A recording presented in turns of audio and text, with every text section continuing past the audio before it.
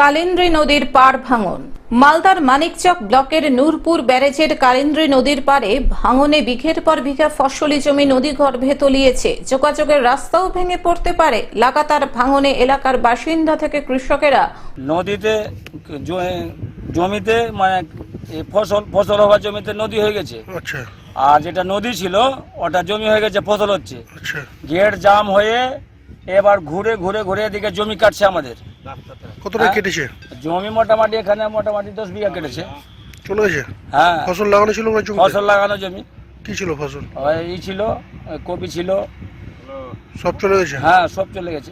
ক্ষোভ প্রকাশ করছেন কেন্দ্রীয় সরকারের অধীনে থাকা ফারাক্কা ব্যারেজ কর্তৃপক্ষের বিরুদ্ধে। তার জন্য বলছি এখানে কেন্দ্র সরকার থাকুক তাও আর রাজ্য সরকার থাকুক তাও নূরপুর ব্রিজটার দিকে একটু দেখুন, দেখে কীরকম কী হয়, কীরকম বাঁচাতে হয়। সমাজে তো সবাই থাকতে তো হবে। আজকে যদি এর রাজ্য সরকার কেটে যায়, চাঁচল আর মালদা যাওয়াটা খুব আমাদের জন্য খুব ভয়াবহ হয়ে যাবে। ফারাক্কা ব্যারেজ কর্তৃপক্ষের অধীনে নূরপুর ব্যারেজ। কালিন্দ্রী নদীর উপরেই নূরপুর ব্যারেজ। দিবারাত্রি নজরদারির জন্য কেন্দ্রীয় বাহিনীর জওয়ানরা মোতায়েন থাকেন এই ব্যারেজে। তবে গত কয়েকদিন ধরেই কালিন্দ্রী নদীর তীরবর্তী এলাকা জুড়ে ব্যাপক হারে ভাঙন হচ্ছে। বিস্তীর্ণ ফসলি জমি নদীগর্ভে তলিয়ে যাচ্ছে। আর এতেই ব্যারেজ কর্তৃপক্ষের বিরুদ্ধে ক্ষোভ প্রকাশ করেছেন সাধারণ মানুষ ও কৃষকেরা।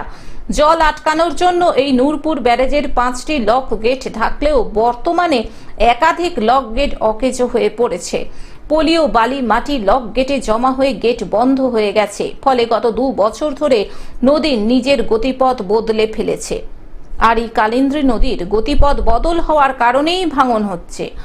সেন্ট্রাল গভর্নমেন্ট তো আজকে আমাদের পশ্চিমবাংলার বারবার বিতাড়িত করছে সমস্ত কিছু থেকে।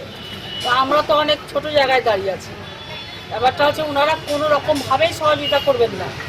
ওনারা রাজনীতিকে সরকারের সঙ্গে তুলনা, সরকারকে উনি সব সাধারণ মানুষকে পশ্চিমবাংলার মানে যাতে হিউমিলেট করা যায়, সরকারকে যাতে পাবলিকগুলো হিউমিলেটেড হয়, সেই জন্য এই কাজটা করছে।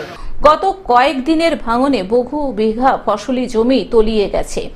এভাবে ভাঙন চলতে থাকলে বিপন্ন হবে রাজ্য সড়ক, বিচ্ছিন্ন হয়ে যাবে যোগাযোগ ব্যবস্থা বলে মনে করছেন এলাকাবাসী।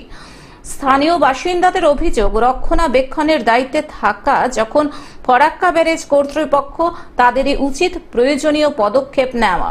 এই ভাঙন থামাতে হলে নদীতে সংস্কার প্রয়োজন এবং নদীর গতিপথ সোজা করা প্রয়োজন। যে লক গেটগুলি বন্ধ হয়ে পড়েছে সেগুলি সংস্কার করে সচল করার প্রয়োজন রয়েছে, কিন্তু কোনো কাজই হচ্ছে না। ফলে লাগাতার ভাঙন হচ্ছে। বড় বিপদ হওয়ার আগে সংস্কার করতে হবে, এমনটাই দাবি তুলেছেন কৃষকেরা। কালিন্দ্রী নদীর উপরেই রতুয়া মানিকচকের সংযোগ স্থলে নূরপুরে একটা ব্যারেজ আছে, যেটা ফারাক্কা ব্যারেজ বা সেন্ট্রাল সরকার, সেখানে গার্ডও থাকে, সংযোগ স্থল স্থাপন করেছে। এবার বাকি যেটা এখন বর্তমানে আশেপাশেও ভাঙন হচ্ছে, সামনেটা বালির চড়া পড়ে গেছে। তো সেটা তো আর কেন্দ্রীয় কোথায় ভাঙন হলো কি হলো, যেহেতু রাজ্য সরকারের এখতিয়ার, তার দেখার বিষয়টা নয়। ব্যারেজের রক্ষণাবেক্ষণ, ব্যারেজটা দেখার দায়িত্ব ফারাক্কা ব্যারেজের আন্ডারে আছে, ওটা রক্ষণাবেক্ষণ বা দেখার ব্যাপারটা চলছে। তো অনেকেই অনেক কথাই বলে, তখন কেন্দ্রীয় সরকারের টাকাই রাজ্য সরকার চলে। সে তার সুদের টাকা হোক, বিভিন্ন প্রকল্পের টাকা হোক, তার টাকা এদিক ওদিক খরচা করে সেখানে লুটরাজ চালায়, বিভিন্ন জায়গায় আত্মসাৎ করা হয়। আর যত দোষ নন্দ ঘোষ, অর্থাৎ কেন্দ্রীয় সরকারের দোষ না দিলে তো পার পাওয়া যাবে না। সে দুজনই, বাম, কংগ্রেস আর তৃণমূল তো আছে এই দোষ করতে ব্যস্ত, কিন্তু তারা টাকা নিতে আবার এইদিকে জোর গোলায় শুধু কেন্দ্রের উপরে দোষ চাপিয়ে যাবে। মালদা থেকে অভিষেক দাসের রিপোর্ট, গ্লোব নিউজ। এখন থেকে গ্লোব টিভি দেখুন আপনার স্মার্টফোনেও। গুগল প্লে স্টোর অথবা অ্যাপল স্টোর থেকে ডাউনলোড করুন গ্লোব টিভি লাইভ অ্যাপ। এছাড়াও জিও টিভি অ্যাপ থেকেও দেখুন গ্লোব টিভি লাইভ।